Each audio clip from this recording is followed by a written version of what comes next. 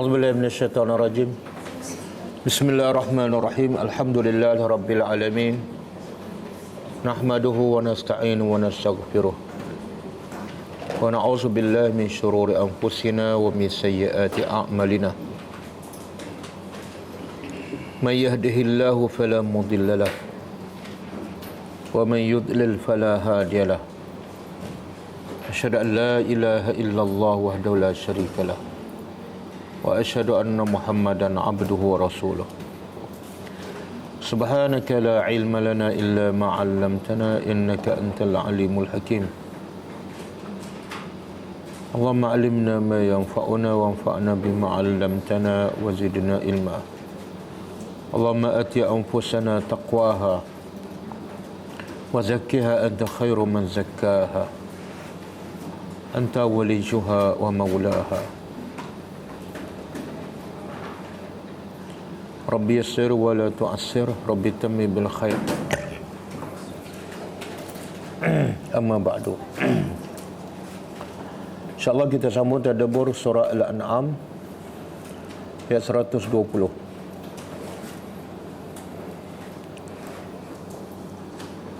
Sebelum tu kita tengok pengajaran ayat lepas. Ayat berapa? 117. Pengajaran ayat 117.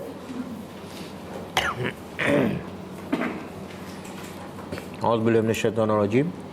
Inna rabbaka huwa a'lamu man yadhillu an sabilihi wa huwa a'lamu bil muhtadin. Maksudnya sesungguhnya Tuhan engkau, dia lebih mengetahui siapa yang disesatkan daripada jalannya, dan dia lebih mengetahui siapa yang mendapat hidayat. Pengajarannya,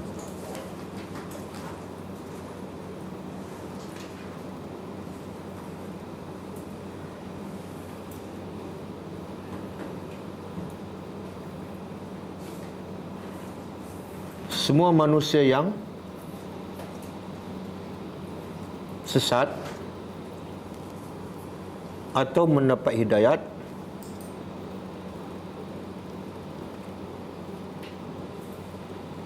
adalah dalam pengetahuan Allah sejak azali.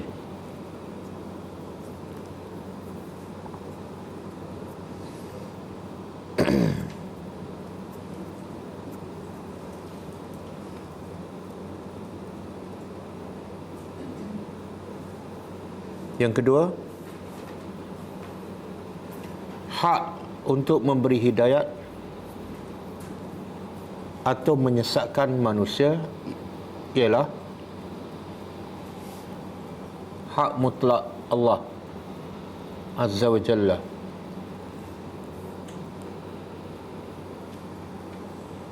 Tetapi Allah tidak akan memberi hidayat atau menyesatkan manusia melainkan mengikut apa yang telah dipilih oleh manusia sendiri.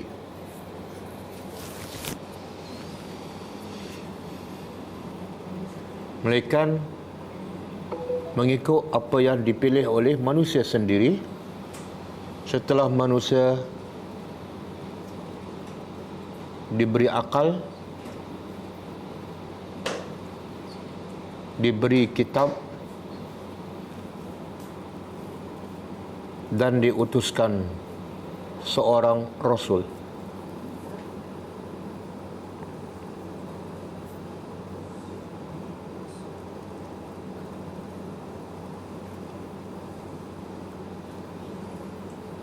Yang ketiga,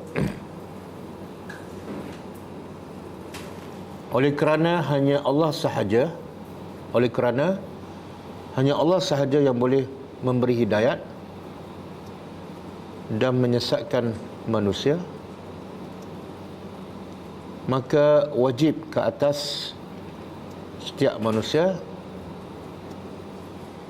mencari hidayat daripada Allah, bukan daripada manusia atau selain daripada Allah.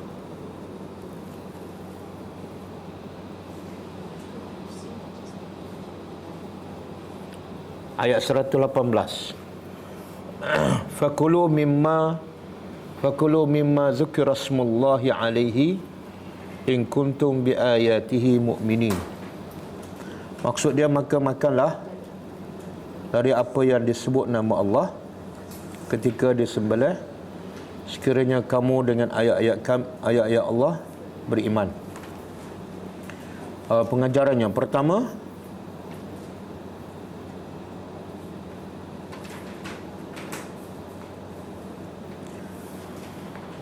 antara tanda-tanda orang-orang beriman ialah mereka berbeza dengan orang-orang yang jahil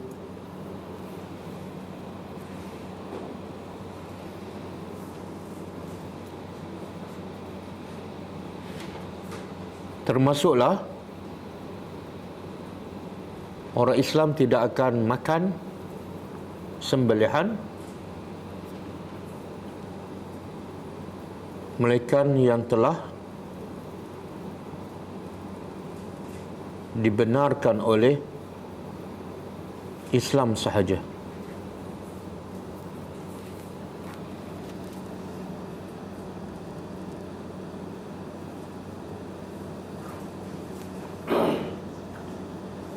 Yang kedua,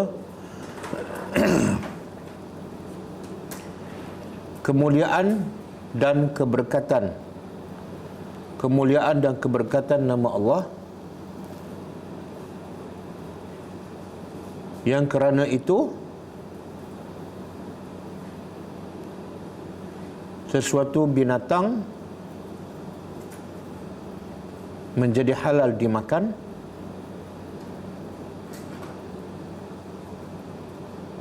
dan tanpa nama itu sesuatu binatang menjadi bangkai dan haram dimakan.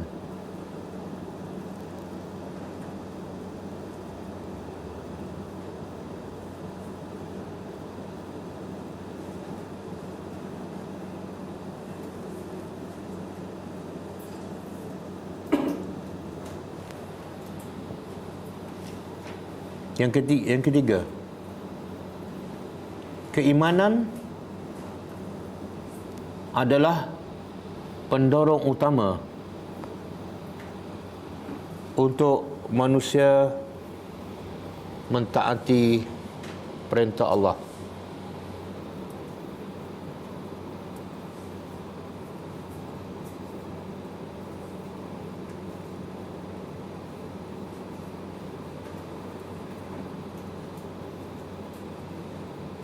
Kerana tanpa keimanan, manusia akan bebas melakukan segala kemungkaran dan maksiat.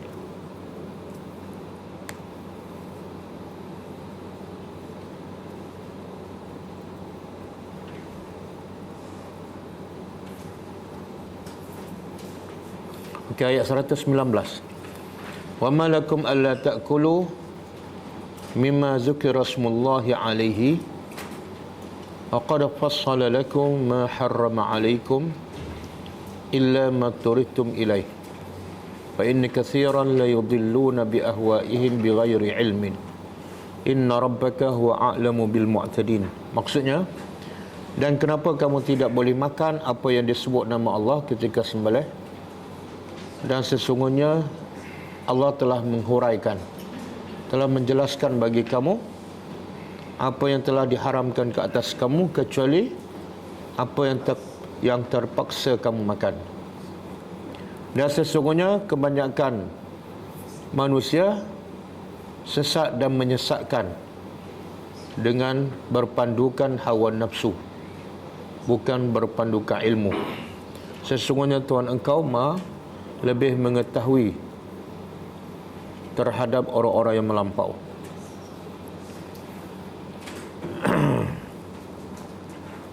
pengajarannya. Pertama,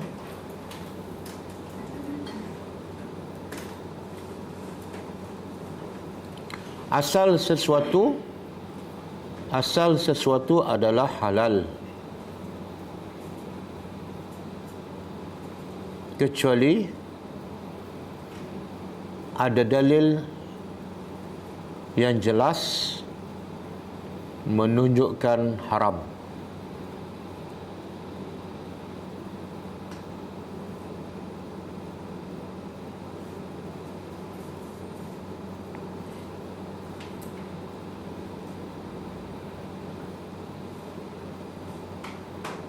Yang kedua, yang halal adalah jauh lebih banyak dan mudah didapati dibanding dengan yang haram.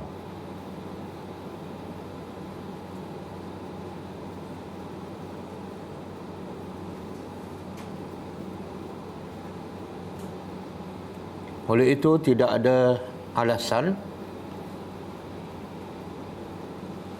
untuk manusia memakan benda yang haram.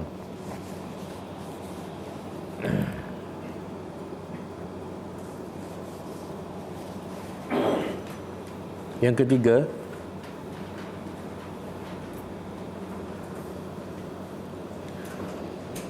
haram berkata atau beramal tanpa ilmu. Haram berkata atau beramal tanpa ilmu.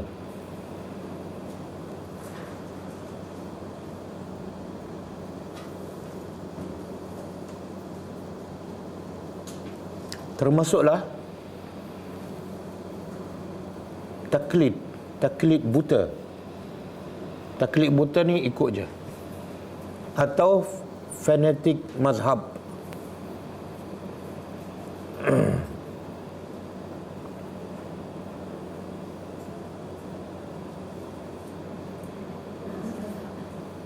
Fanatik mazhab, kan? Apa maksud dia? Imam Syafi'i kata tu boleh terus. Dia pegang pada satu pendapat. Contoh dalam mazhab Syafi'i, dia pun tak tahu ada dalil tak ataupun dalil sahih ataupun tak. Tiba-tiba ada orang bagi tahu pendapat tu lemah, dalilnya lemah, dan ada pendapat yang lain lagi kuat dan lagi sahih, maka dia tetap berpegang pada pendapat yang lemah. Hukumnya haram. Kenapa haram? Nah, dalam ayat ini Allah kata kebanyakan manusia sesat sebab apa? Sebab apa ni? Ikut hawa nafsu tanpa ilmu. Bila tanpa ilmu, ikut hawa nafsu, sesat. Kalau tembak kena pun haram tak? Kalau kebetulan dia tembak tapi kebetulan tepat pun haram. Orang tanya soalan, dia pun jawab. Dia tembak je, kebetulan tepat. Hukumnya tetap berdosa. Dosanya apa? Dosa bercakap tanpa ilmu. Islam ada hujah, Islam ada dalil lah. Semua perkara daripada sebesar-besar sampai yang sekecil-kecil ada dalil. Sebab itulah sebahagian daripada ilmu ialah menjawab aku tak tahu. Menjawab aku tak tahu sebenarnya itu adalah ilmu. Ilmu apa tu? Tak, ilmu dia tahu, dia tak tahu. Itu ilmu tu. Ada orang tak tahu tapi dia tak tahu, dia tak tahu. Akhirnya dia akan menyesatkan orang. Betul tak? Jadi kita tak tahu, bahawa kita tak tahu adalah satu ilmu. Satu ilmu. Ramai yang tak sedar diri, kan? Dia perasan dia tahu, sebenarnya dia jahil. Sebab tu semua benda dia nak cakap. Kita tahu tak Imam Malik? Imam Malik paling payah sekali nak jawab soalan yang tak. Imam Malik, orang datang daripada Imam Malik di Madinah. Ada orang datang daripada Iraq, jauh tu, tanya soalan 40 soalan. 40 soalan. Dia jawab hanya 4 soalan je. 4 soalan je daripada 40. Jadi 36 soalan dia jawab la a'lamu wallahu a'lam, Allah lebih tahu. Jadi orang petikaikan kamu imam yang besar. Macam mana ni? 40 soalan hanya jawab 4 soalan je. Macam mana ni? Kamu imam besar. Sepatutnya kamu boleh jawab semua. Dia jawab apa? Makhluk yang lebih mulia daripada aku mengaku di hadapan Allah bahawa dia tidak ada ilmu. Maka kenapa aku nak malu mengaku tidak ada ilmu? Siapa makhluk yang lebih mulia yang mengaku bahawa mereka tidak ada ilmu? Malaikat. Kan? Apa kata malaikat?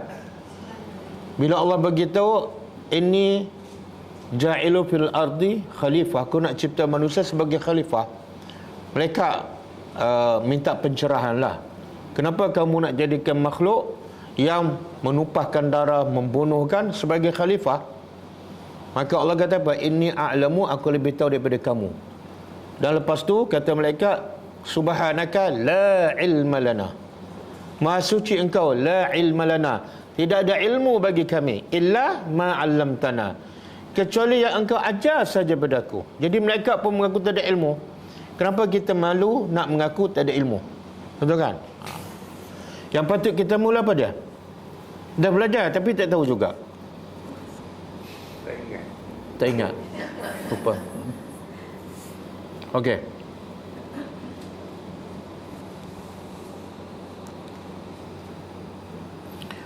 Yang ke berapa? Yang keempat. Semua kata-kata atau amalan yang tidak bersumberkan ilmu, maka dia adalah dari nafsu.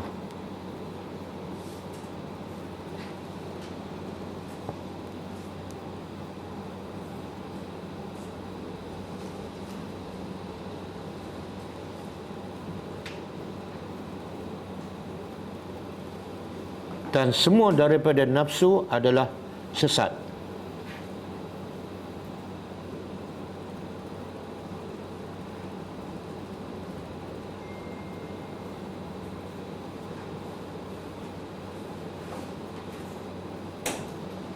Okey. Tulis, rujukan surah Yunus ayat 32.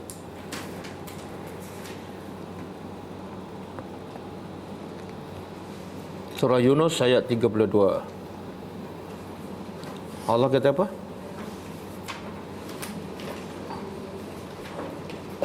A'udzubillahi minasyaitonir rajim. Fazalikumullahu rabbukumul haqq.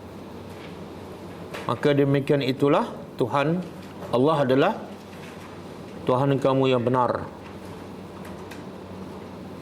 Famaza ba'dal haqq. Surah Yunus ayat 32, muka surat 212. Tidak ada selepas kebenaran kecuali apa? Kesesatan. Ad-dalal. Jadi wajar. Tidak hak, dalal.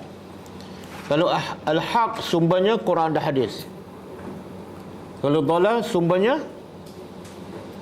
hawa nafsu.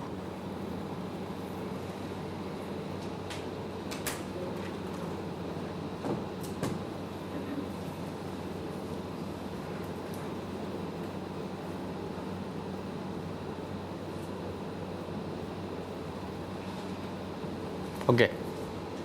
Habis ya? Kita sambut tadabbur kita.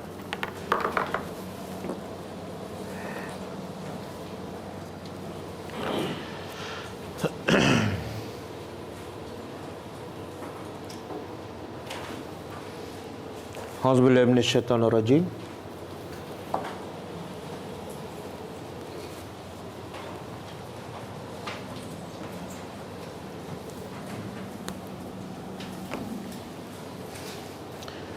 Kaitan ayat ni dengan ayat yang lepas. Kalau ayat yang lepas Allah beritahu kebanyakan manusia ikut hawa nafsu dan sesat dan menyesatkan.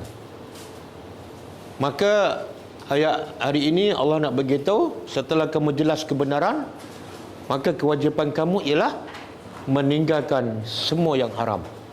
Jangan pilih-pilih lagi. Okay, a'udzubillahi minasyaitonir rajim. Wazaru. Dan zaru apa dia? Tinggalkan. Zahir al-ismi. Zahir ni nyata. Al-ismi. Itu sin. Ini sa. Beza sin dengan sa. Kalau ismu nama. Kalau ismu dosa. Wa batinah dan batinnya. Apa maksud ni? Allah perintah wajib tinggal semua dosa, dan Allah begitu dosa ada dua bentuk. Pertama zahir, yang kedua batin. Ayat ni simple je, tapi kaedah yang paling penting adalah agama, iaitu wajib tinggal semua dosa. Jangan pilih-pilih, jangan tangguh-tangguh. Yang kedua, Allah nak begitu dosa tu terbagi pada dua. Satu yang zahir, yang nampak. Yang kedua yang batin. Yang nampak seperti apa? Apa sajalah derhaka pada mak bapak, minum arak, berzina, kan? Maki orang. Yang batin? Penyakit hati, riak, sombong, dengki.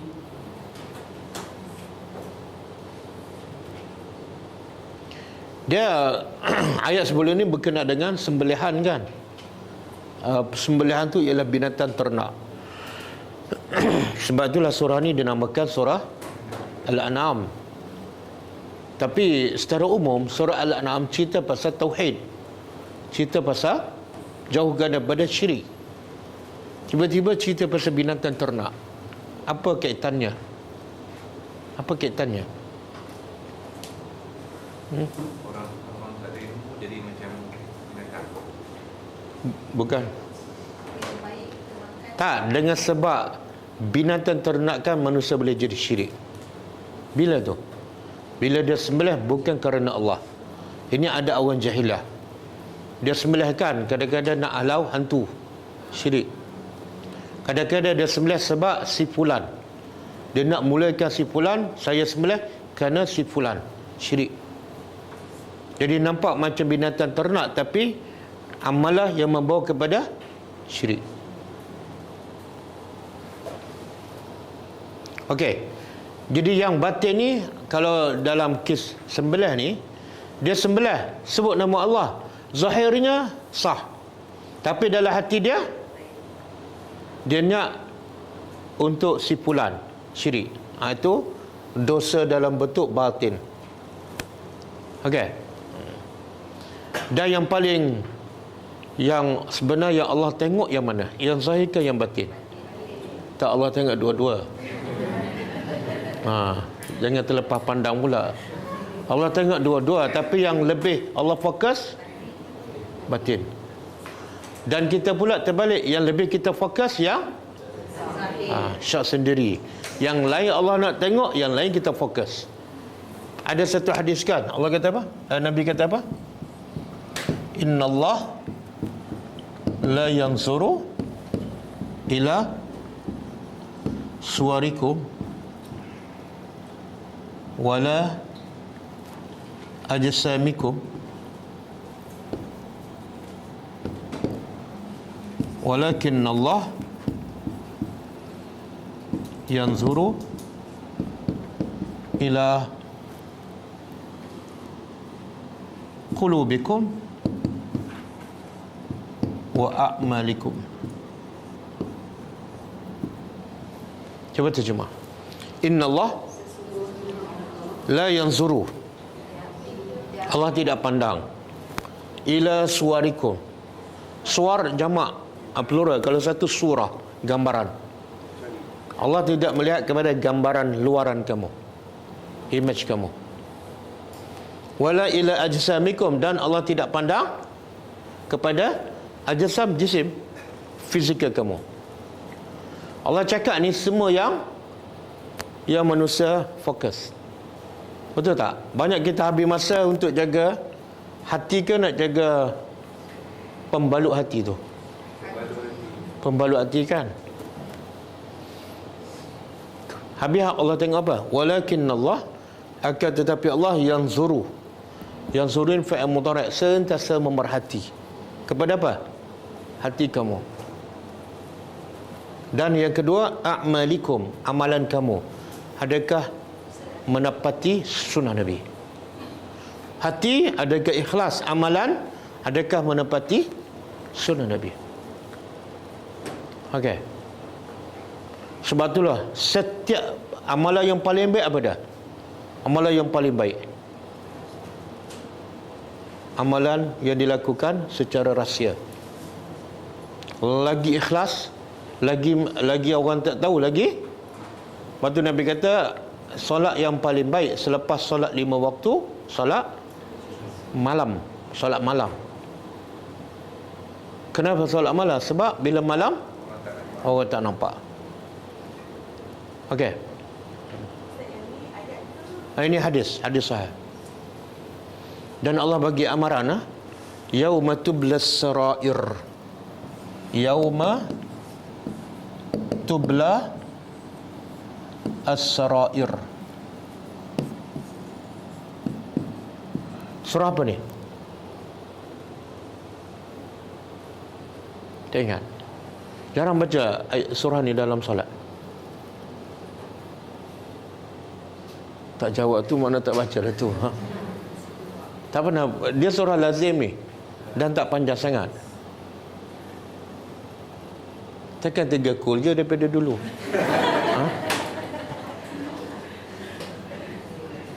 Tak bosan?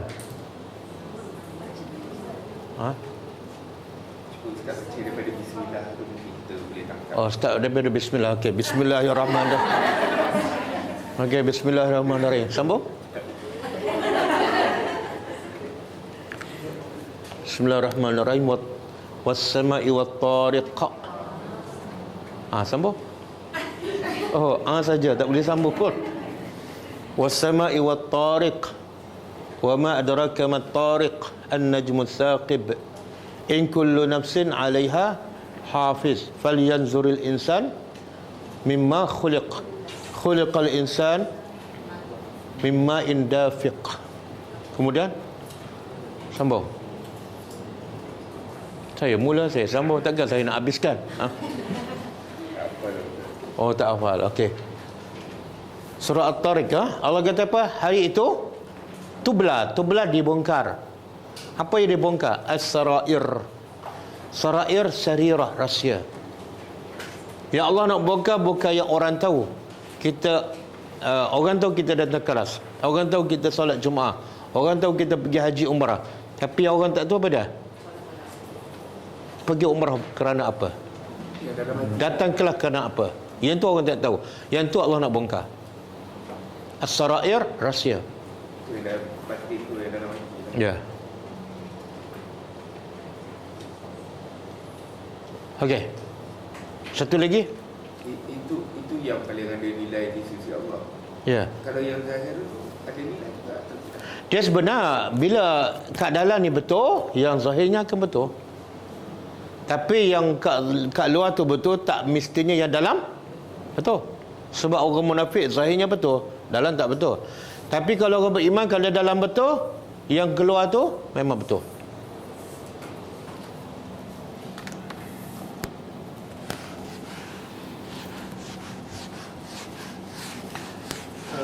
Ustaz, amalan yang paling baik adalah amalan yang disembunyikan daripada pengetahuan orang.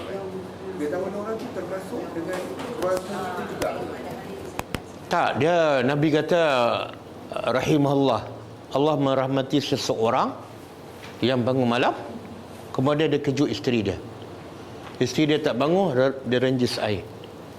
Makna isteri dia tahulah. Kalau dia bangun seorang aja, tak kejut isteri. Sebab apa? Takut riak. Dia biasa kita nak riak ni kepada siapa? Orang luar kan. Kalau riak pada isteri dia memang ada penyakit bahaya. You tahu aku bangun tiap malam kan? Jadi biasa riak ni pada orang luar. Bahkan tanggungjawab kita pada isteri dan anak pada dorong dan tunjuk contoh. Okey.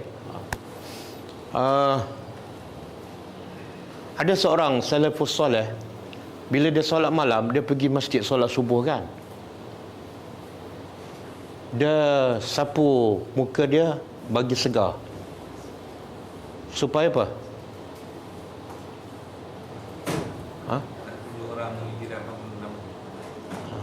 Bukan.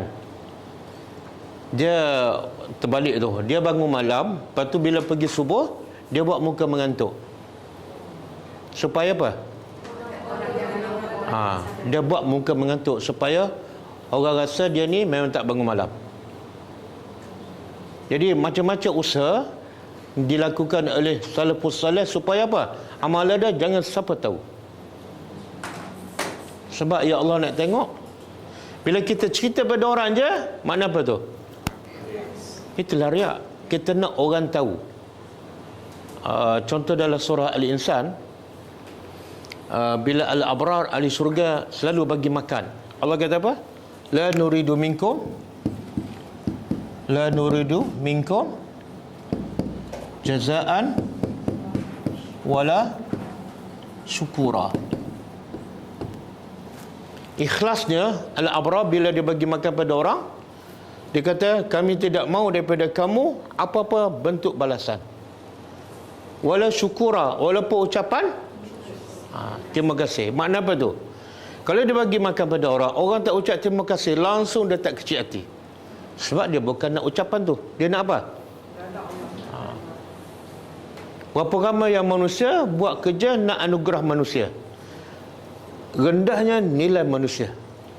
Ya Allah nak bagi jauh hebat, tapi yang dia nak apa dia? Yang manusia. Apa manusia boleh bagi dibanding dengan apa yang Allah bagikan? Jadi sangat bodoh manusia buat sesuatu mengharapkan balasan manusia. Kalau orang tak sebut nama dia, dia kecil hati.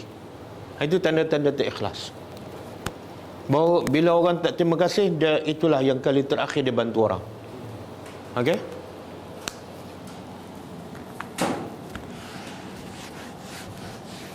Jadi Allah kata apa? Tinggalkan dosa yang zahir dan riak. Tinggalkan. Kemudian innal lazina, sesungguhnya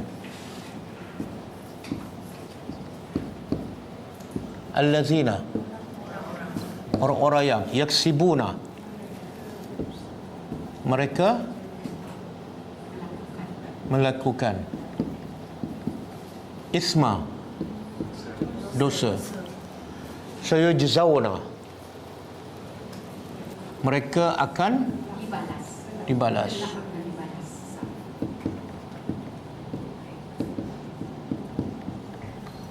Bima kanu yaqtarifun, disebabkan apa yang mereka yaqtarifun lakukan. Ayat ni, ada ayat Quran ni ada dua bentuk. Satu, Bashir, memberi berita gembira. Yang kedua, Nazir, memberi peringatan. Okey, ayat ni masuk kategori yang mana ni? Tinggallah semua dosa yang zahir dan batin. Yang kedua, siapa yang buat dosa, mereka akan dibalas apa saja yang mereka lakukan. Tak ada yang percuma, walaupun sebesar zarrah. Ayat ni dalam bentuk apa ni? Peringatan. Bila peringatan, kita kena rasa apa? Takut. Pastikan tidak ada dosa, khususnya batin dalam hati kita. Buat kerana orang.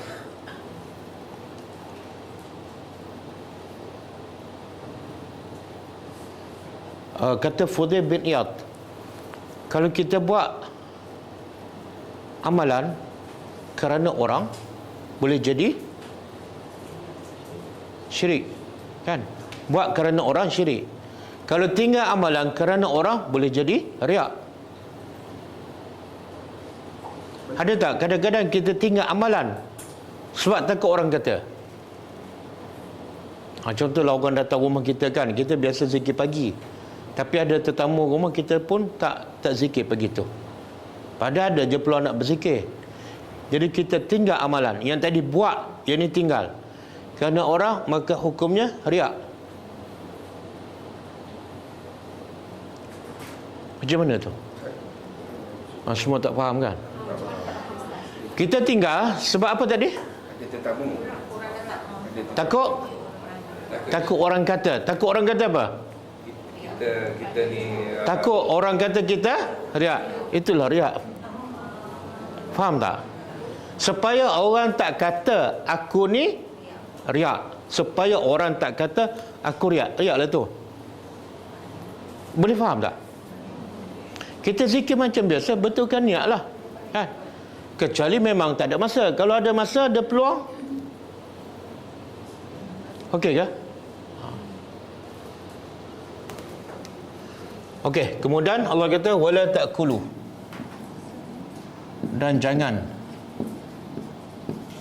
janganlah ta'kulu, kamu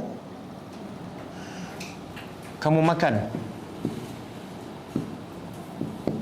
mimma, dari apa yang lam yuzkari, yang tidak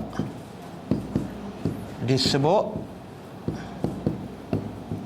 nama Allah alaihi, ke atasnya.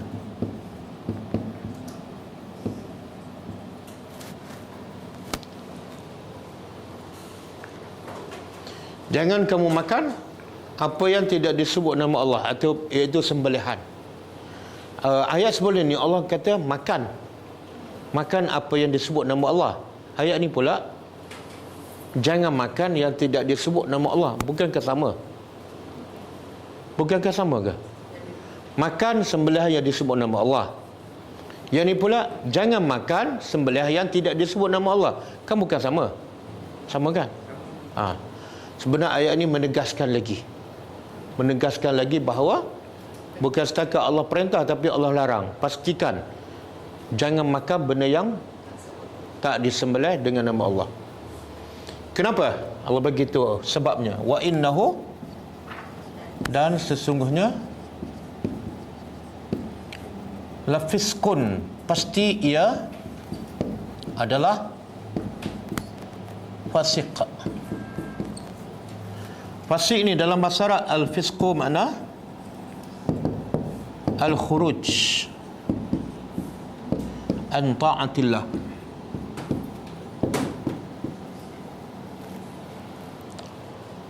Al-fisqu dalam bahasa Arab ialah khuruj, keluar daripada mentaati Allah. Makna bila kita buat maksiat je, terkeluar fasik. Cuma fasik ada dua lah. Satu fasik akbar, yang kedua fasik asghar. Kalau kita buat maksiat, kita fasik, tapi fasik asghar, masih dalam Islam. Yang kedua fasik akbar, bila buat terkeluar, iaitu syirik. Okey. Jadi kita semua orang fasik tak? Fasik tak? Oh, tak nak mengaku Tak, bila kita buat maksiat, kita fasik lah. Dia panggil fasaqah ar-ratabah. Buah kurma tertanggal daripada tandannya. Ada guna perkata fasaqah, tertanggal. Jadi bila kita buat maksiat, sebenarnya iman kita dah tertanggal daripada hati kita. Okey, jadi siapa yang makan sembelihan bukan disebut nama Allah, dia adalah fasik. Tengok, kita belajar 2-3 ayat ni pasal sembelihan. Pasal sembelihan je. Tak ada satu pun ayat Quran ataupun hadis pasal masak. Siapa yang masak tak penting. Yang penting apa dah? Cara sembelihan betul. Kalau sembelihan sebut nama Allah tapi yang memasaknya Cina, boleh makan? Boleh. Tapi kalau sembelih tak sebut nama Allah, yang masaknya ustaz, boleh makan? Tak boleh. Jadi jangan tengok siapa yang masak, tapi tengok sembelihan tu. Okey. Kemudian wa inna syayatin, dan Sesungguhnya syaitan. Ini biasa syaitan kan? Yang ni syayatin. Apa beza dia? Ha? Kalau sekor, syaitan. Kalau ramai, syayatin. Sesungguhnya syaitan-syaitan. Ini syaitan daripada apa? Jin ke manusia? Ha? Biasa kalau syaitan sebut dalam Quran, biasa refer kepada syaitan daripada jin. Sesungguhnya syaitan-syaitan la yuhuna, pasti. Yuhu, wahyu. Mereka mengilhamkan. Wahyu ni sama dengan makna ilham. Ila awliyaihim, kepada awliya. Apa dia? Satu wali. Kalau banyak, ramai, awliya. Pengikut ataupun penolong. Jadi kerja syaitan apa dia? Mengilhamkan kepada pengikutnya. Siapa pengikutnya? Ialah siapa? Orang kafir. Yang pertama orang kafir, orang munafik, dan juga termasuk orang Islam. Cuba buka surah Al-Baqarah ayat 257. Surah Al-Baqarah ayat 257.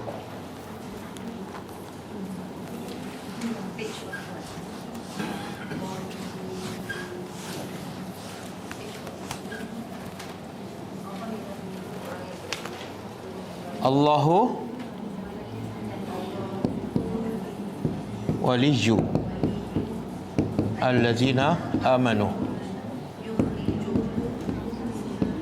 yukhrijuhum minaz zulumati ilan nur wallazina kafaru awliya'uhum at-taghut yukhrijunahum minan nuri ila zulumat ulaika ashabun nar hum fiha khalidun. Okey, cuba terjemah. Allah adalah wali, pelindung kepada siapa? Subhanallah. Mana siapa yang kat dunia ni, dunia dan akhirat hidupnya paling selamat? Siapa? Kenapa? Sebab Allah. Kalau Allah pelindung, pasti selamat. Di mana dia berada, dalam ikan paus ke, dalam api ke, pasti selamat. Sebab pelindungnya adalah Allah. Okey? Kalau tak selamat tu apa makna tu? Dia tak beriman. Jadi kalau nak selamat dan nak dilindungi oleh Allah, jadilah orang beriman. Kemudian bila dia jadi orang beriman, satu, Allah pelindung. Yang kedua, Allah keluarkan mereka daripada kegelapan kepada nur. Apa maksud kegelapan? Kesesatan. Zulumat tu banyak, plural. Kegelapan. Kegelapan yang paling asas ialah kejahilan. Bila dah jahil, bawa kepada kegelapan kedua, syirik, kufur. Dan membawa kepada kegelapan ketiga, buat maksiat. Tapi kalau dia beriman, semua jelas. Yang ni salah, yang ni haram, yang ni dosa, yang ni pahala, clear. Dia tak akan tersesat jalan. Yang ni sunnah, yang ni bid'ah. Yang suka nak buat bid'ah tu sebab apa? Dia belum jadi orang yang benar-benar beriman. Sebab tu dia merapu-rapukan. Yang sunnah Nabi dia buat, yang bukan sunnah pun dia buat. Tak clear. Allah kata beriman, kegelapan dengan cahaya sangat berbeza. Dia tahu ini sunnah, ini bukan sunnah. Okey? Kemudian wallazina kafaru. Saya nak sebut pasal ni contoh. Nabi Yunus bila ditelan ikan paus, dia berdoa. Apa doanya? Okey, malaikat dengar doa dia. Ada riwayat mengatakan malaikat dengar doa dia. Tapi malaikat tak tahu benda gaib. Malaikat tak tahu Nabi Yunus di mana. Apa kata malaikat? Sautun ma'rufun min 'abdin ma'ruf. Ini suara yang biasa aku dengar daripada seorang hamba yang biasa. Tapi aku tak tahu dia di mana. Faham tak? Maka Allah pun bagi tahu malaikat, Yunus fi batni hut. Sekarang Yunus ada dalam perut ikan. Doa dia didengar oleh siapa? Malaikat. Sebab apa? Didengar oleh malaikat dan Allah pelihara tak Yunus dalam perut ikan. Walaupun Jibril, malaikat tak tahu di mana Yunus, tapi Allah jaga tak? Sebab apa? Allah wali orang beriman. Keluarkan daripada kegelapan kepada cahaya. Tapi Nabi Yunus duduk dalam kegelapan ke dalam cahaya? Ikan paus. Kegelapan kan? Tapi ayat ni kata keluar daripada kegelapan kepada cahaya. Sedangkan Nabi Yunus dalam berapa kegelapan tu? Satu kegelapan perut ikan. Yang kedua? Laut. Yang ketiga? Malam. Jadi apa maksud? Sama tak dengan ayat ni? Segelap-gelapnya lah maksudnya. Makna paling deep lah, paling gelap sekali. Tak, sekarang Allah kata kalau beriman Allah keluarkan daripada kegelapan. Nabi Yunus duduk dalam kegelapan, 3 lapis kegelapan.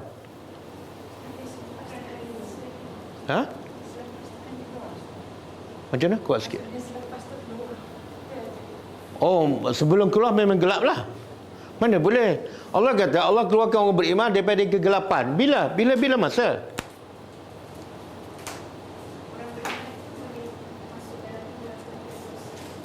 Apa dia?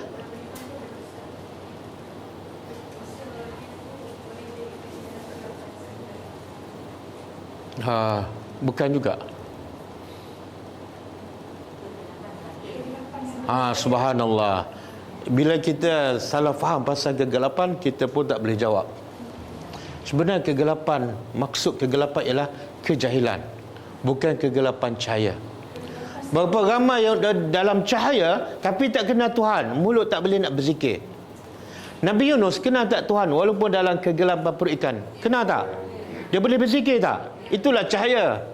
Itulah cahaya.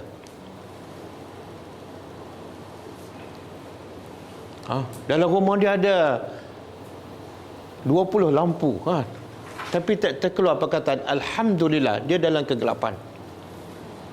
Ada rumah elektrik tak ada sebab tak bayar, tapi mulut berzikir, dia dalam cahaya. Okey. Kemudian yang sebaliknya, kalau bukan Allah pelindung, maka dia bukan orang beriman. Kalau bukan orang beriman, siapa pelindungnya? Wallazina kafaru lawana. Sini orang beriman, sini orang kafir. Kalau tak beriman, kafir. Kalau beriman, Allah pelindung. Kalau kafir pula, siapa pelindungnya? Awliya'uhum. Pelindung mereka adalah Taghut. Siapa pula Taghut? Saya pernah sebut dalam satu kelas. Tak, Taghut ni ada 3 jenis. Taghut ada 3 jenis. Pertama, yang disembah. Yang disembah selain pada Allah, seperti berhala, matahari, pokok. Ustaz, Taghut tu objek ke perbuatan ke? Tak, Taghut asal-asal makna melampaui batas. Taghut ialah tajawuz al-had. Makna dari segi bahasa melampaui batas. Tapi dia boleh jadi dalam 3 bentuk. Pertama, apa saja yang disembah selain daripada Allah, seperti berhala, matahari, Taghut lah. Yang kedua, apa saja yang dipatuhi, ditaati selain daripada Allah. Apa saja yang ditaati selain daripada Allah. Sebab apa dia taat? Sebab orang tu ada kuasa. Contoh pemimpin, dia taat aja pemimpin dia walaupun bercanggah dengan Islam. Pemimpin itu adalah Taghut. Seperti Firaun, kan? Allah kata apa pada Musa? Izhab ila Firaun fa innahu Fa innahu tagha. Tagha tu tagha tu daripada tagut. Jadi pemimpin yang ditaati walaupun bercanggah dengan Islam, dia adalah tagut. Tak. Yang ketiga, tagut yang ketiga ialah yang diikuti. Dia beza ditaati dengan diikuti. Yang taat tu ada kuasa, kita kena ikut. Yang diikuti dia tak ada kuasa, saja nak ikut. Siapa ni? Tok Guru. Tok Guru buat satu amalan, dia pun ikut je 7 keturunan. Maka Tok Guru tu adalah tagut. Ustaz yang kita follow nenek moyang tu. Sama lah tu. Tagutnya adalah nenek moyang. Macam baru-baru ni saya tengok dekat social media yang diorang bawa masuk follow-follownya cicit Rasulullah tu tengah bising Ustaz. Tak, cicit Rasulullah. Cicit ni generasi yang keberapa? Yang keberapa? Tengah kecoh sangat semua orang nak pergi. Yang saya rasa sedih tu diorang siap peluk-peluk cium. Lepas tu siap jual merchandise apa semua dan orang beli Ustaz. Tetap kata orang nak Abu Lahab. Abu Lahab pun pak saudara Nabi. Ya, saya rasa macam sedih tu kan. Macam mana diorang boleh macam tertipu macam tu sampai sanggup keluar beli. Sebab apa tu? Kenapa berlaku macam tu? Peluk cium, lepas tu tengok rambut Nabi pun menangis. Pasal apa? Ni. Dalam zulumat, kegelapan, sebab jahil. Bila dalam kegelapan, dalam kejahilan dia meraba-raba. Yang tak Nabi tak suruh, dia buat. Yang Nabi suruh, yang Tuhan suruh apa dia? Yang Tuhan suruh. Fattabi'uni, ikut, bukan peluk cucu. Bukan simpan rambut, bukan tengok rambut. Lebih kurang lah. Lebih kurang. Tengok talbisu iblis. Yang Nabi tinggal amalan sunnah Nabi ada beribu hadis, berpuluh ribu sahih, tak nak amal. Dan ada ganjaran yang jelas, tak nak amal. Yang peluk cucu Nabi tu ada hadis. Yang tengok rambut Nabi ada hadis tak? Ada kelebihan? Tak ada. Tak ada. Tapi yang itulah berebutkan walaupun kena bayar. Itu talbisu iblis. Simple je sunnah Nabi kan. Kadang-kadang menguat, tutup mulut, itu pun tak amal. Zikir pagi petang, itu pun tak amal. Doa pakai baju, itu pun tak amal. Lepas tu sibuk merantau, musafir, nak tengok rambut Rasulullah. Jadi Ustaz itu macam dalam kelalaian ke? Dah dalam zulumat. Dalam zulumat. Jahil. Jahil. Alaikum bisunnati wa sunnati. Wajib kamu ikut sunnah aku. Jadi tak ada isu simpan ke, peluk ke, tak ada. Okey. Cucu dia tak pernah peluk, cucu pula. Lagi pula apa yang mengesahkan? Yang mengesahkan kawan tu cucu. Semua boleh mendakwakan. Saya ni sebenarnya anak cucu Nabi Adam. Percaya tak? Saya. Peluklah. Boleh saya peluk? Peluklah.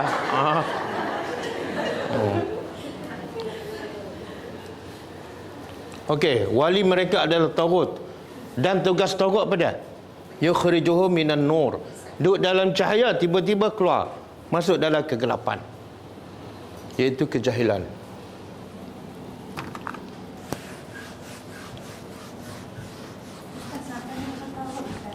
Ya.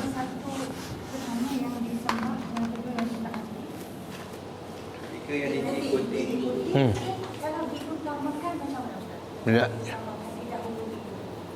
Tak, diutamakan lebih yang ketiga tu. Ini semua tiga-tiga jenis ni sekiranya bercanggah dengan Islam. Kalau kita ikut guru, yang guru tu amalannya berdasarkan sunnah, itu tak termasuk tagut. Okey?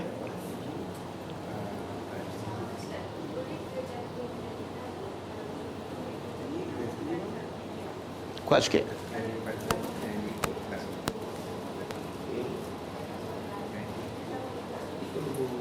Tak clear. Tagut juga tu. Tagut. Mana kita ikutlah, cuma dalam bentuk bukan orang tapi dunia. Bahkan boleh merosakkan akidah sebab Allah kata wallazina amanu asyaddu hubban lillah. Orang yang beriman cinta kepada Allah melebihi daripada cinta kepada yang lain. Cinta pada akhirat mesti lebih daripada cinta kepada dunia. Bila dia lebihkan dunia dah terpesong. Dia jadikan dunia sebagai matlamat hidup. Okey. Jadi dalam bab sembelihan ni syaitan masuk campur apa dia? Dia mewahyukan kepada orang-orang musyrikin, termasuklah sahabat Nabi. Dia kata apa? Auliyaihim, kepada penolong-penolong mereka, liyujadilukum, untuk yujadilukum, mereka berdebat ataupun berhujah dengan kamu. Saya pernah beritahu sebelum ni, kelas yang lepas kan, antara hujah syaitan, dia ilham pada orang musyrikin dan juga sahabat Nabi. Dia kata apa? Binatang yang mati tu, siapa yang matikan? Allah. Binatang yang kamu sembelih, siapa yang matikan? Kamu. Jadi yang kamu matikan, kamu makan. Ya Allah matikan, kamu tak makan. Jadi sebenarnya kamu lebih mulia pada Allah. Faham tak? Faham kan? Itu keraguan. Ini antara bentuk was-was. Betul juga. Takkanlah kita lebih mulia kan? Akhirnya dia makan juga bangkai. Tapi mungkin tak berlaku pada kita lah. Berlaku pada orang musyrik Mekah. Kemudian Allah kata wa'in, dan sekiranya ata'tumuhum, kamu taati mereka, innakum, sesungguhnya kamu pasti musyrikun, orang-orang syirik. Tengok isu dia sembelih aja, tapi akhir membawa kepada apa? Sebab apa? Cara tu salah. Sama ada dia sembelih sebut nama Allah, tapi niatnya untuk orang yang mati ke syirik. Ataupun dia sembelih ayam untuk apa? Halau hantu, syirik. Kadang-kadang dia sebut nama Allah, tapi di samping nama Allah dia sebut juga nama Tuhan yang lain, syirik. Okey, cuba buka surah ni. Surah Al-A'raf ayat 33.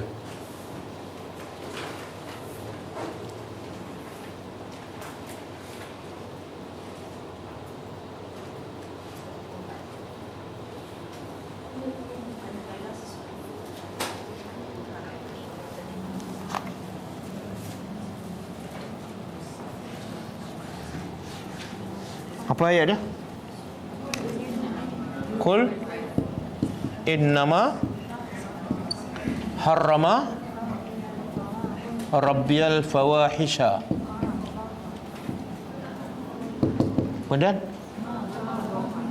ma zahara minha wa ma batan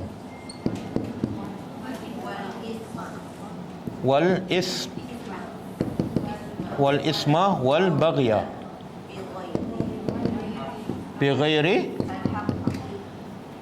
alif lam bighairil haq. Kemudian wa an tusyriku billahi ma lam yunazzil bihi sultanan wa an taqulu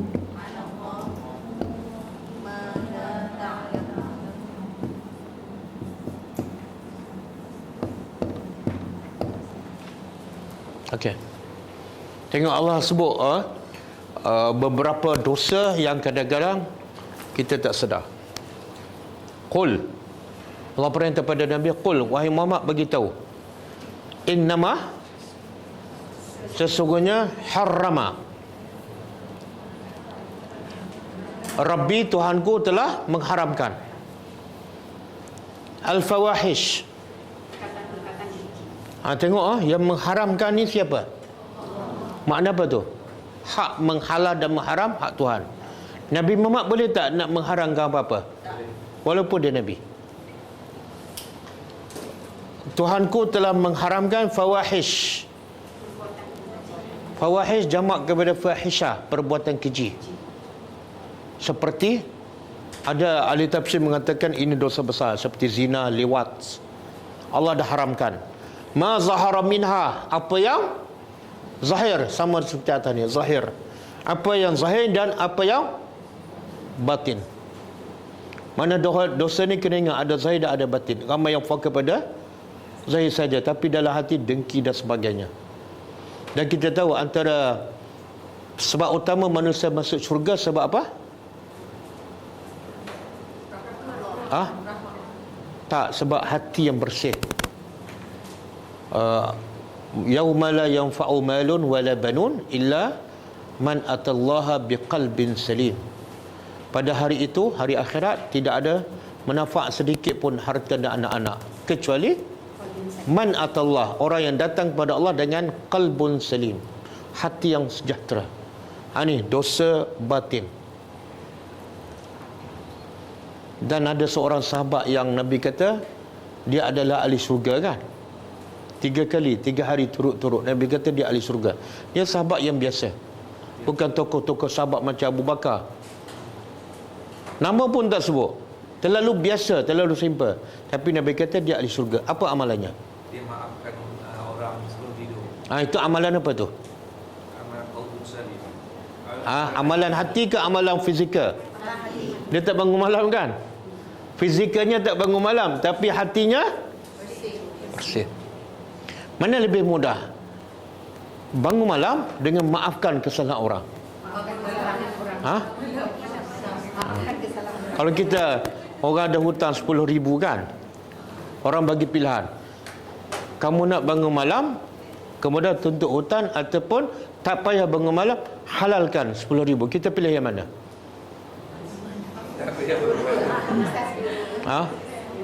Tengok sebab apa tu? Manusia cintakan duit. Nak maaf ni kadang-kadang ambil masa kan. Kadang-kadang kesalahan kecil je. Sebab kita ni ego kan, kita rasa kita ni hebat sangat, orang tak patut buat salah. Sebab tu susah nak maafkan. Okey? Ni Allah haramkan perbuatan keji yang zahir dan batin. Kemudian wal isma, dan dosa umum. Yang tadi fawahish, dosa besar. Yang ni isma umum. Yang ketiga al-baghya. Baghya apa dah? Dosa melibatkan orang. Maki orang, mengumpat, ambil harta orang. Bighairil haq, tanpa kebenaran.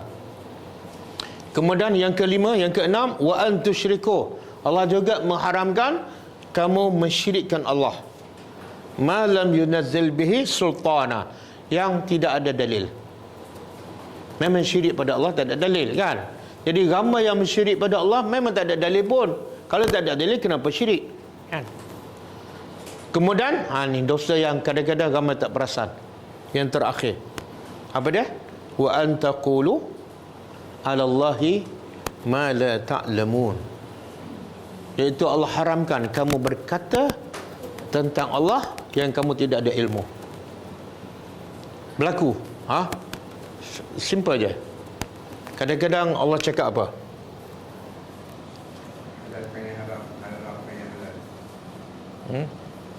Itu termasuklah menghalalkan yang haram. Orang Melayu dia kata apa? Tak boleh makan makanan laut dengan darat kan? Itu termasuk mengharamkan yang haram. Mengharamkan yang halal. Halal tak campur makanan laut dengan darat? Tapi dia kata tak boleh. Kecuali itu adalah pengesahan daripada doktor, sebab dia memang ada penyakit. Itu pun khas untuk dia, bukan untuk semua orang.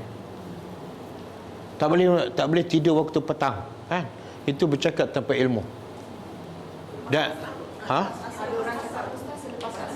selepas asar boleh. Kalau mengantuk tidur je. Apa masalahnya? Dalam kelas pun boleh tidur, lepas asar lagi boleh tidur. Begitu juga lepas subuh. Ha? Itu juga lepas subuh. Boleh. Cuma Nabi kata keberkatan umatku di waktu pagi. Jadi waktu pagi elok pagi. Tapi kalau orang kerja malam memang dia kena tidur pagi, kan? Tak salah. Yang salahnya malam tidur, siang tidur. Dalam kelas tidur. Dalam kelas tidur. So maknanya yang orang cakap tak boleh tidur kalau ada selepas waktu asar tu tak betul. Tak betul? Tak betul. Macam time mandi tu ada juga juga. Apa dia? Waktu mandi tu ada yang boleh. Mandi macam mana? Sebelum pukul 7 nak pukul 7 lah apalah. Tak ada, tak betul. Tak. Dia syarat mandi bila kena mandi? Bila badan berbau lah. Tak kira waktu lah. Potong kuku kan? Potong kuku. Orang kata apa tak boleh potong kuku hari? Rasa lah yang bilang malam tak boleh potong. Tak, dia syarat potong kuku bila panjang. Potong je. Ustaz kalau macam Bila-bila masa. Hari apa pun potong. orang kata kalau datang haid tak boleh nak potong. Potong tu betul ke tak? Itu saya nak Tak, kuku panjang ke pendek? panjang. Kalau panjang potong. Boleh kan? Boleh. Sebab Apa sebab? Kenapa tak boleh? tak itu sebab kata bahagian daripada badan kita. Tengok pakai nafsu kan, pakai logik akal. Allah kata jangan cek.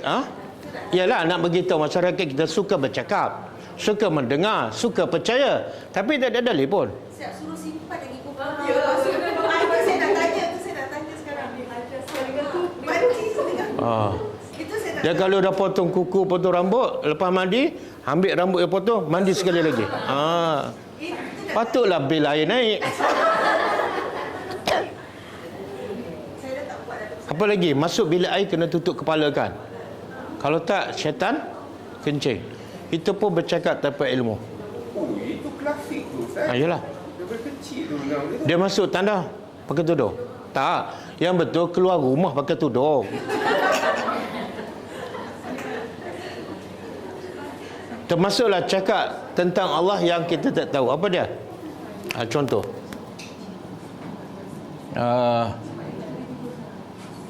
Wajhullah. Allah sebut Allah ada wajah kan? Dalam Quran kan? Betul? Bukan saya cakap. Tapi dia tukar makna. Dia kata wajah Allah ialah redha. Takwil lah. Takwil lah. Dia takwil. Itu sebenarnya kata ulama dia bercakap tentang Allah tanpa ilmu. Siapa yang cakap maksud wajah ialah redha? Siapa yang cakap? Ada ayat Quran? Tak ada. Ada hadis? Tak ada. Sebenarnya kamu dah buat satu jenayah yang besar, iaitu bercakap tentang Allah tanpa ilmu. Allah cakap wajah-wajah lah, cuma kena tambah. Wajah Allah tak mungkin sama dengan manusia. Dan wajah Allah selayak dengan Tuhan lah. Dia Tuhan. Takkanlah sama dengan muka kita dengan muka tikus, sama tak? Tak sama. Berbeza makhluk, berbeza lah. Muka kita dengan muka kuali sama? Tak sama. Ustaz, ini sama juga dengan isu yang Allah berada di atas arasy. Ya samalah. Bila Allah kata istawa, Allah yang cakap. Kita tak cakap pun. Tapi dia tukar makna. Tukar makna ada ilmu tak? Tak ada. Bercakap tentang Allah tanpa ilmu. Orang yang tukar makna ni orang yang berilmu. Orang yang macam ustaz. Tak, dia kalau berilmu dia takkan tukar. Sebab memang tak ada dalil pun. Saya ada masalah daripada dulu lagi untuk memahami benda ni. Kalau diorang cakap Allah tidak bertempat, kerana bertempat itu adalah makhluk, kan? Jadi saya selalu bercanggah dengan, saya tak tahu nak tanya saya siapa. Sebab pada malam sepertiga malam tu Allah turun di langit bumi, kan? Kalau daripada ayat itu mengatakan Allah turun daripada langit bumi, maknanya itu adalah daripada satu kedudukan kepada kedudukan yang lain. Jadi kalau macam mana? Sebab bukannya kita yang reka ayat tu, kan? Siapa yang beritahu ayat tu? Allah turun ke langit bumi. Tak, itu hadis kudusi. Ya, betul. Jadi maknanya kalau nak dicakap salah, Rasulullah lah yang cakap salah, kan? Tapi berani tak orang nak cakap benda tu pada Rasulullah? Tak, dia tak kata Rasulullah cakap salah. Cuma dia kata Rasulullah cakap macam ni, tapi maksud sebenarnya macam ni. Dia menukar makna, tak boleh lah. Okey, itu maknanya diorang takwil, dan hadis pun diorang takwil, Al-Quran pun diorang takwil, kan? Apa saja berkaitan dengan sifat-sifat Allah, sama ada Quran ataupun hadis, mereka takwil. Dia simple je kan. Siapa yang tahu tentang Allah? Siapa yang paling tahu tentang Allah? Pertama Allah lah, kan? Rasulullah pun tak tahu kecuali Allah yang bagi tahu. Jadi kalau Allah lebih tahu tentang diri dia, kita jangan pula berlagak tahu pasal Allah. Kadang-kadang tentang diri kita pun kita tak tahu semua kan. Jadi kenapa kita nak tukar perkataan yang Allah sendiri sebut perkataan itu? Kenapa nak tukar, kita tak tahu. Maknanya kalau saya mengambil satu-satu ilmu tu secara zahir seperti mana yang diberitahu, tak menjadi salah untuk saya lah Ustaz kan. Contohnya kalau kata Allah bagi tahu dia ada tangan apa, seperti mana yang diberitahu lah, tanpa saya menyamakan dia dengan siapa-siapa kan. Seperti makhluk kan. Okey, Dia simple je, macam dikata Allah di mana-mana kan. Saya nak tanya satu soalan. Siapa yang cakap tu Allah di mana-mana? Kalau ada hadis saya letak atas kepala. Sebab sami'na wa ata'na mesti daripada Allah dan Rasul. Siapa yang cakap Allah di mana-mana? Imam Syafi'i tak. Siapa yang cakap? Yang Allah cakap benda istawa alal, bukan istawa fi kulli makan. Jadi benda cukup jelas. Tentang diri saya, siapa yang paling tahu tentang diri saya? Saya. Awak. Saya lah. Jadi saya kata, saya semalam makan roti canai. Tiba-tiba ada pelajar kata, Ustaz saya tahu maksud roti canai Ustaz ialah burger. Saya nak bagi penampar macam aku ni kan. Takkan saya tak kerti burger. Kalau burger, saya cakap burger lah. Bila roti canai lah. Kenapa nak tukar? Saya lebih tahu tentang apa yang saya cakap. Betul tak? Kalau kamu tukar perkataan saya pun dah tak patut. Ini kamu tukar perkataan siapa? Kenapa nak tukar? Tak beradab. Inilah tak beradab dengan Allah. Apa yang Allah cakap, kita cakap. Jangan menukar maknanya. Okey, Ustaz, saya sorry sebab saya benda ni dah simpan lama sangat. Saya dah buka ni nak tahu lah. Kan? Sebab bab kita menerima benda tu secara zahir tanpa kita takwil kan. Contohnya macam hadis Rasulullah yang dia alihkan kaki Aisyah untuk solat. Okey. Dan dia solat seperti biasa tanpa mengambil uduk. So di situ dari sudut hadis tu tak ada pun satu takwilan kata Aisyah berbalutlah kerana musim tu sejuk lah, berlapik lah, apalah. Jadi kalau saya menerima bahawa memegang isteri dengan keadaan beruduk tu tidak membatalkan accordingly to the hadis, jadi tak ada masalah kan Ustaz kan? Tak ada masalah. Cuma kena ada syarat lah. Pegangan isteri tanpa syahwat. Yalah. Sebab bila pegang isteri dengan syahwat, dia akan membatalkan. Itu semua batal. Semua mazhab batal. Okey. Itu yang saya tertanya-tanya, kenapa ditakwil-takwilkan benda yang tidak diberitahu? Jangan tanya kenapa dia tanya. Tak akan selesai masalah. Yang penting kita belajar dan kita yakin apa yang kita belajar ada ilmu, ada dalil, terima je. Okey? Ini dosa yang ramai manusia tak perasan. Itu bercakap tentang Allah, tentang agama tanpa ilmu. Okey, habis lah. Ingat nak sambung satu ayat lagi, tak sempat kot.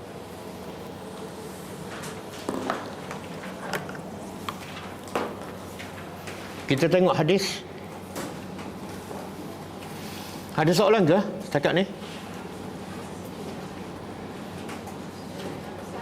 Soalan, tadi Ustaz ada sebut yang Allah hanya menyebut kita kena makan makanan yang halal, yang disembelih.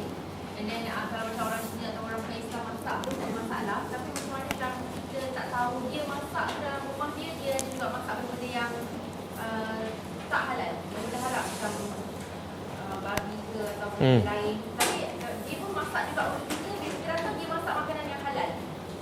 Maknanya kita masih boleh makan. Tak, dia benda tu boleh jadi haram.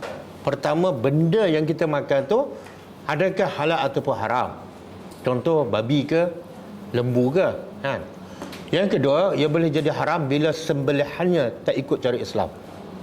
Tapi kalau dia dah memang macam dia dah beli untuk kita, yang ni memang halal. Tapi at the same time dia pun pernah masak benda-benda yang tak halal kat rumah dia. Kacang-kacang dia semua. Okey. Jadi itu isu lain. Itu isu bekas yang dimasak tu pernah diguna untuk benda yang haram. Okey. Dalam satu hadis yang sahih, sahabat bertanya Rasulullah, kami berada di negeri ahli kitab. Negeri ahli kitab ni kafir lah, cuma dia ahli kitab. Maka sahabat bertanya, boleh tak kami makan menggunakan bekas mereka? Okey, Nabi kata tak boleh, kecuali tidak ada bekas, maka kamu ambil bekas mereka dan basuh pakai. Hadis sahih. Tak. Jangan sama. Nabi kata basuh dan pakai. So maknanya kalau kita tengok orang dah sasar dia basuh pinggan tu Ustaz. So, Ya, dia kadang-kadang orang kafir ni kadang-kadang lebih bersih pada kita, 3 kali basuh.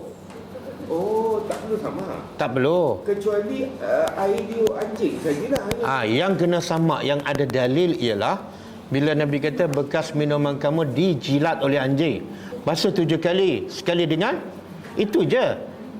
Adapun bekas makanan orang kafir, tak ada satu pun dalil yang kena basuh 7 kali. Hanya Nabi kata basuh sekali, macam basuh bekas yang lain. Walaupun diguna untuk masak anjing. Walaupun. Jadi maknanya kalau kata kita dapat, yang kita tahu ni ayam sebelih, kari ayam, kita pun dapat dengan bekas dia. So, kita ambil pergi bekas kita je lah kot. Kan? Dia kadang-kadang kita nak makan rumah non-Muslim kan, kadang-kadang kita tak jaga perasaan dia. Kadang-kadang ada yang setengah bawa bekas kan. Jadi seolah kita gambarkan mereka ni kotor sangat. Jadi akhirnya mereka pun tak teringin nak masuk Islam. Sebab apa? Islam ni syok sendiri, rasa dia tu hebat sangat, suci sangat kan. Okey. Dia sebab kenapa kita buat urusan macam tu? Cara kita dengan orang kafir kan kadang-kadang terlalu, kenapa? Sebabnya ialah kita bermula belajar agama dengan bab hukum fiqh. Kita tak ada jiwa pendakwah kan.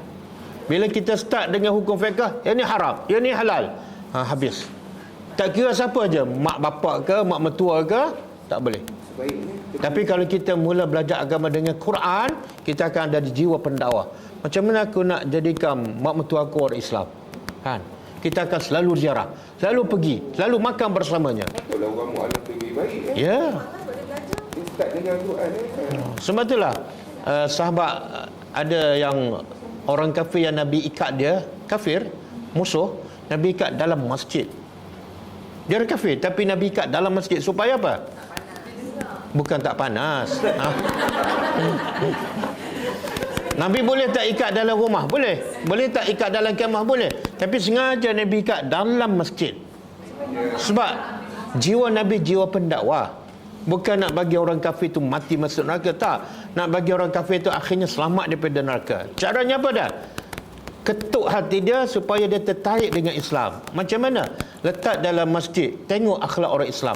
Setiap hari 5 kali sehari solat. 5 kali sehari mereka berjumpa sahabat, senyum, bagi salam, kasih sayang. 3 hari akhirnya masuk Islam. Kita tak payah masuk masjid dah benci dah. Sebelum masjid dah benci dah. Kalau Ustaz cakap yang bekas minuman saja yang dijilat anjing perlu disama, katalah kita beli satu rumah dan Muslim, rumah tu ada anjing, lepas tu dapur dia kita sama. Okey, katalah betul air liur anjing tu pada dinding dapur tu, tak perlu sama lah kan? Bukan, tak macam ni. Sejelasnya kita tahu, tapi dia sebut hadis tu beritahu bekas minuman. Okey, hukum.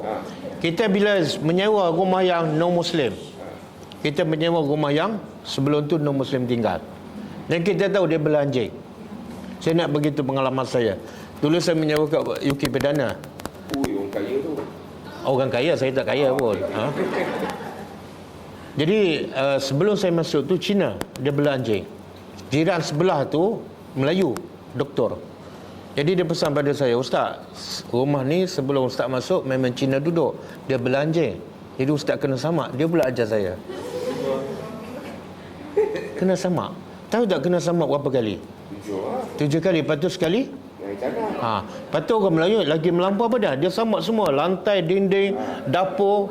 Habislah cat. Kena cat baru. Sebab soalan saya ni sebab ada servis, ada perkhidmatan untuk buat. Tak ada. Okey. Tak ada. Balik pada hukum tadi, Kita hanya perlu basuh. Bila tu? Bila kita nampak. Kalau kita tak nampak, tak payah. Basuh macam biasa je. Basuh macam kita nak masuk rumah lain je.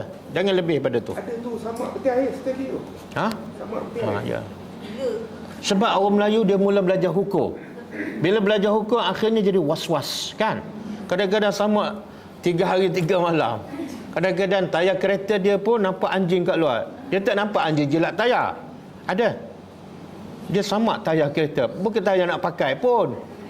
Bukan nak pergi solat pun tayar tu. Ha? Dia takut makanan dia atas tayar. Ha? Dia takut makanan dia atas tayar. Tak ada. Ustaz, ini PK punya ni kan. Okey. Ini PK punya apa? Punya ruling kan. Ya. Ambil yang evident, ambil yang apparent. Apa? Yang nampak zahir kan. Ya. Hukum fiqh senang ya. Yang nampaklah. Kalau tak nampak macam tak ada. Apa dia? Itu yang terkena anjing. Tapi dia tak cerita kita. Tapi macam ada anjing. Ini kontroversi. Sebab Ustaz dah jawab. Okey, Kak mazhab apa?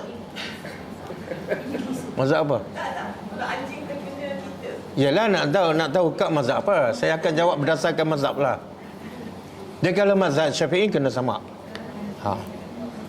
Kalau mazhab Hanafi Maliki tak payah sama. Tak payah sama. Ha? Mazhab Rasulullah. Pernah dengar tak satu hadis mereka nak jumpa Rasulullah tapi akhirnya mereka tak masuk rumah Nabi, tak datang. Pernah? Sebab apa? Ada anjing dalam rumah Rasulullah. Hadis sahih. Dan bila dapat tahu ada anjing, Nabi angkat anjing dan Nabi renjis sahaja. Hadis sahih. Nabi tak sama ah. Renjis apa macam mana Ustaz? Ambil air renjis je. Renjis dekat? Tepat anjing tu. Oh, tepat. Itu hadis sahih. Dan ada juga hadis sahih anjing di zaman Rasulullah keluar masuk dalam masjid berak dan sahabat solat. Hadis sahih. Ha? Macam spray ke ataupun macam spray banyak. Buat syarat je tu. Mana-mana. Jangan was-was lah. Jangan terlalu sedikit dan jangan terlalu awal lah. Kalau kita belajar Quran dah ada jiwa kita tenang je. Yang was-was ni sebab apa? Dia belajar satu pendapat ataupun satu mazhab. Dan dia tak tahu pun sebenarnya dalil-dalil yang sahih. Lepas tu dia tuduh pula kita adalah memang mazhab baru.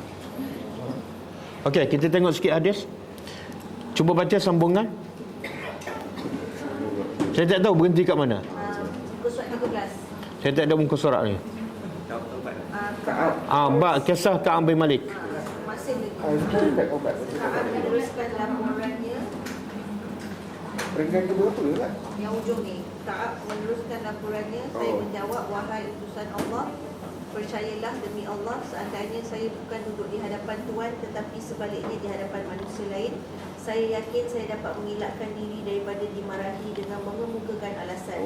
Saya tahu saya dikurniakan dengan pangkat pandai bercakap, tetapi demi Allah, saya yakin sekiranya hari ini saya memberitahu Tuhan suatu alasan bokong yang dapat meyakinkan Tuhan, pastilah Allah akan membukai Tuhan disebabkan oleh perbuatan saya itu.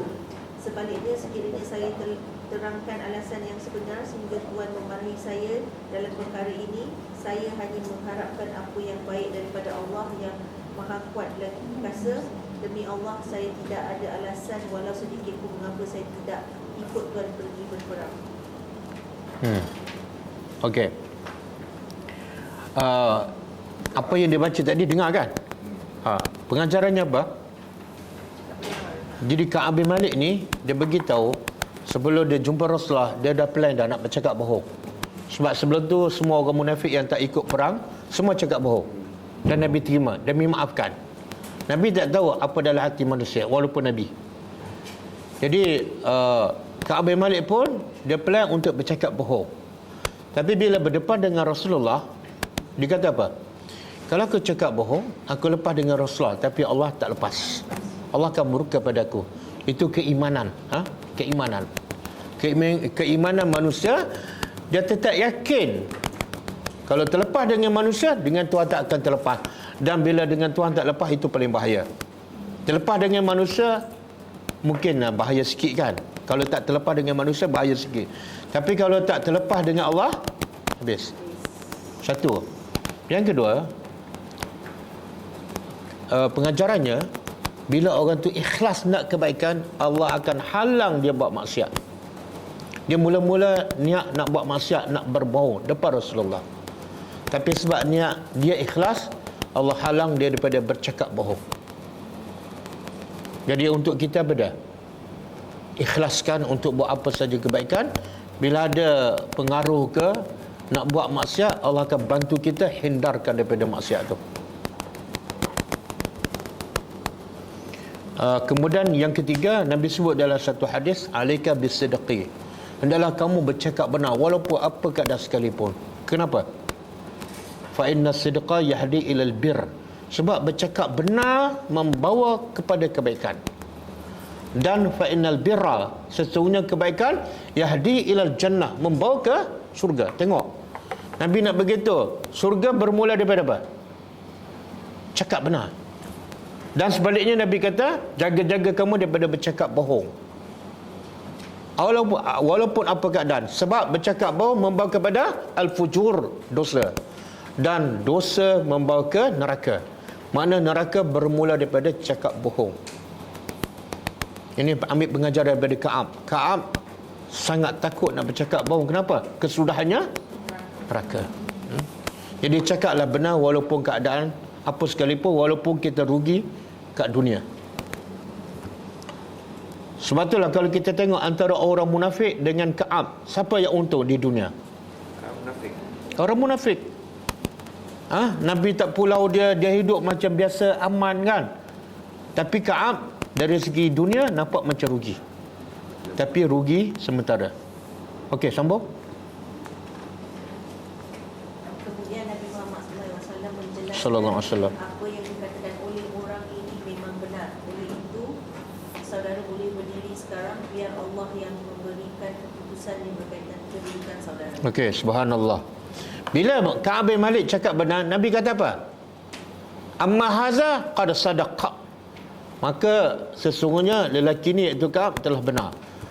Ka'ab cukup bangga bila Rasulullah mengakui dia bercakap benar. Pengakuan daripada Rasulullah, dia adalah orang yang benar. Bangga tu walaupun kena hukum. Jadi jangan tengok pada hukuman, tapi tengok pada pengiktirafan daripada Rasulullah SAW. Okey, sambung. Ada beberapa orang daripada keluarga Salamah berjalan bersama-sama saya. Kata mereka, demi Allah, pada pendapat kami, saudara tidak bersalah dengan melakukan sebarang dosa sebelum ini. Barangkali saudara hanya tidak berdaya turut serta dalam perang itu. Mengapa saudara tidak mengatakan sahaja yang saudara uzur, sebagaimana yang dikatakan oleh orang lain yang tidak ikut berperang? Bukankah dosa saudara itu akan terhapus apabila Nabi Muhammad SAW memohonkan ampun untuk saudara kepada Allah? Lepas dia keluar, dia mengaku depan Rasulullah, Bani Salamah jumpa dia. Dia kata apa? Kenapa kamu mengaku? Cakaplah, cakap bohong. Sebab kamu tak pernah buat salah pun sebelum ni. Cakap bohong, lepas tu minta maaf, Nabi akan maafkan macam orang munafik. Pengajarannya apa? Syaitan akan sentiasa menghasut. Bila kita pertama nak buat baik, bila kita terus berjaya buat baik, syaitan akan hasut lagi supaya apa? Patah balik.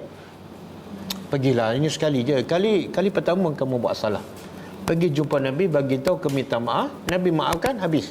Nabi tak akan pulau kamu. Okey? Jadi syaitan ni kadang-kadang daripada siapa? Ini hasutan daripada siapa? Daripada siapa ni? Orang Islam ni. Sahabat Nabi, syaitan manusia. Kadang-kadang kita nak beli barang kan, nak lepaskan cukai. Kita tak nak cakap bohong, tapi suami kita kata apa? Halah, kali ni kali terakhir je, ya. Cakap je bohong supaya kita lepas. Okey, sambung.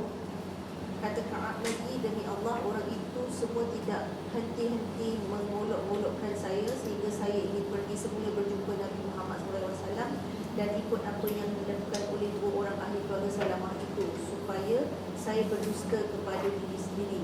Kemudian saya berkata kepada mereka, adakah siapa yang mengalami apa yang saya alami ini? Mereka ada dua orang yang mengalami keadaan seperti saudara. Mereka katakan sebagaimana yang saudara katakan. Kepada mereka berdua, Nabi Muhammad SAW juga mengucapkan kata-kata sebagaimana yang diucapkan kepada saudara. Okey. Sekarang Ka'ab bin Malik dah okey, dah kuat, tapi dia nak cari kekuatan lagi supaya dia terus istiqamah bercakap benar tu. Maka dia tanya, ada tak orang lain cakap macam aku, iaitu mengaku kesilapan? Sahabat begitu ada dua. Siapa dia? Hilal bin Umayyah dan siapa nama? Ha? Ada Murarah bin Ar-Rabi'. Kan? Dan dua-dua ni orang tua, dua-dua ni ikut peperangan Badar. Maka ini memberi kekuatan kepada Ka'ab bin Malik untuk terus istiqamah bercakap benar. Jadi pengajaran untuk kita apa dah? Pengajaran untuk kita ialah Kawan orang baik. berkawan dengan orang baik, dan selalulah cari contoh yang terbaik untuk kehidupan kita. Kadang-kadang kita seorang lemah, kita perlu pada kawan-kawan yang bagi motivasi pada kita untuk istiqamah. Okey, sambung. Kata Ka'ab lagi, ahli keluarga Salamah itu menyebut-nyebut di hadapan saya dan kedua orang itu adalah orang yang baik-baik. Mereka juga turut serta dalam perang Badar dan dapat dicontohi. Selepas mendengar kata-kata itu, saya pun terus pergi dari situ.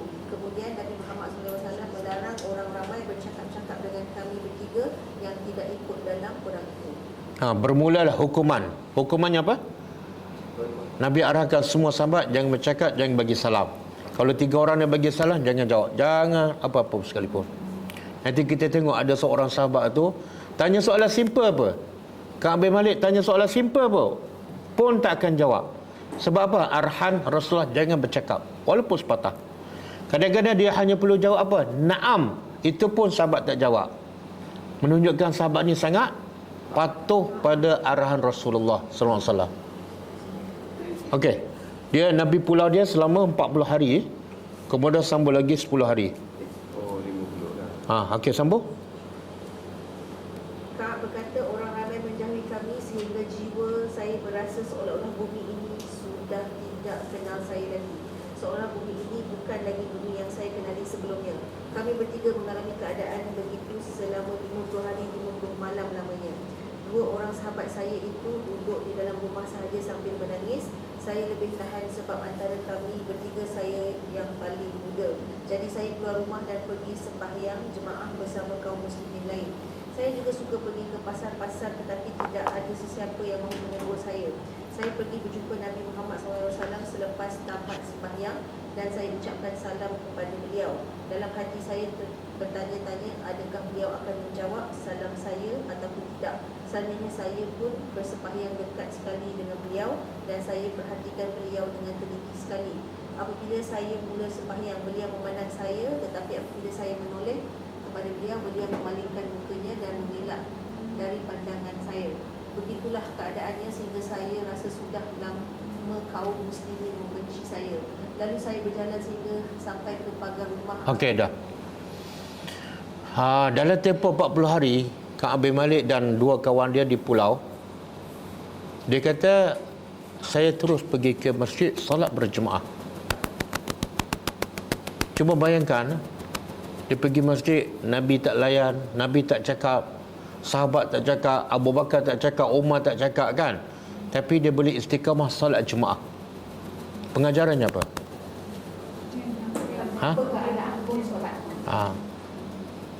Biar ada masalah dengan manusia, tapi jangan ada masalah dengan Tuhan. Siapa tak pergi masjid, dia ada masalah dengan Tuhan. Sebab masjid rumah Allah. Jangan ada masalah manusia, masalah. Tapi masalah yang lagi besar, lagi parah pada bergaduh dengan rumah Allah. Dia ada dipolak oleh Nabi, lepas tu dia tak pergi pula masjid. Lagi besar musibahnya. Sebab tu dia istiqamah pergi ke masjid salat berjemaah. Cuma nanti kita akan belajar di hujung-hujung tu. Selepas 40 hari, dia rasa stres sangat, tertekan sangat. 40 hari, 5 kali sehari pergi, orang tak senyum, orang tak jawab salam, orang tak bagi salam. Dia stres, 10 akhir tu dia tak pergi. Sebab tertekan. Dan kata ulama, dibolehkan tak pergi solat jemaah bila keadaan sampai tahap tu. Tapi sekarang ramai tak yang tak pergi masjid sebab orang pulau dia ada? Tak ada. 40 hari ke 50 hari Ustaz? Ha? Tulis ni 50 hari je tak? Tak. Dia start stres. Start stres. Bukan total. Di hujung tu dia tak pergi, tapi dalam tempoh 40 hari dia pergi solat Jumaat istiqamah. Cuma bayangkan, imam tak suka kita, jemaah tak suka, tapi kita boleh istiqamah pergi. Hebat tak kita? Hebat. Ini yang pulau dia siapa dah? Kekasih Allah, tapi dia boleh pergi. Jadi saya nasihatkan pada siapa-siapa ni, suami ke, anak lelaki ke, tolong pergi solat Jumaat. Kita tak ada sebab tak nak pergi kan. Orang macam Ka'ab bin Malik pun keadaan macam tu pun tetap jaga solat berjemaah. Okey. Dah habis ke belum? Banyak lagi Ustaz. Banyak lagi. Oh, dah nak berhenti dah. Okey, kita berhenti dulu.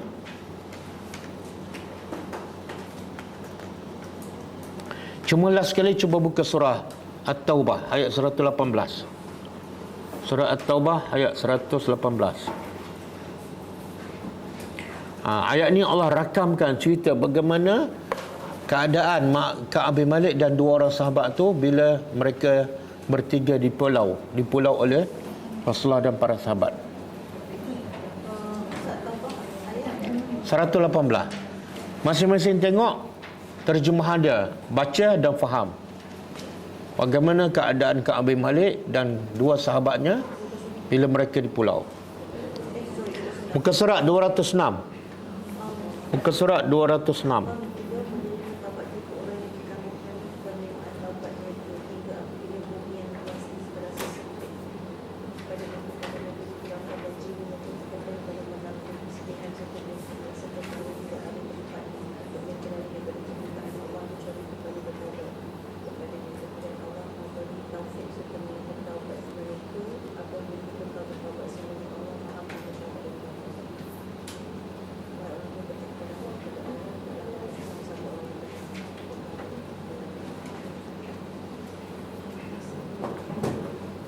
Okey, boleh faham?